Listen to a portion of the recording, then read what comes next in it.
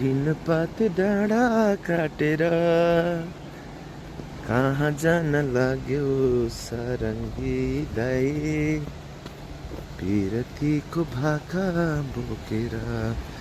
हिजो र अस्ति पानी परेर बाढी आएको थियो, त्यही भएर साइड बन्द थियो हाम्रो। आजको अवस्था के छ त? सोएरा हाइड्रो हो यो युगान्डाको। यहाँ चाहिँ लेबर सेल्टर बनाएर रहेछ, पानी पर्दाखेरि बस्ने ठाउँ। हाम्रो यो आज खासै काम छैन। यो फोरबे हो,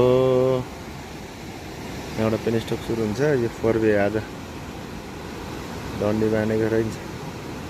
डन्डी बाँधेर कम्ने बाढी आएको छ आज अलिअलि।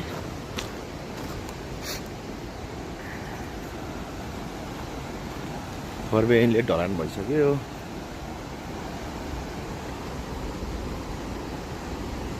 खोला यस्तो छ। आज अलिक घटेछ बाढी। अस्ति पुरै इन्टेक सेक्सन सब डुबाएको थियो।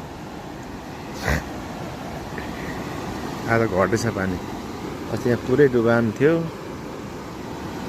आज चाहिँ बाढी घटेछ। चोएरा खोला युगान्डा।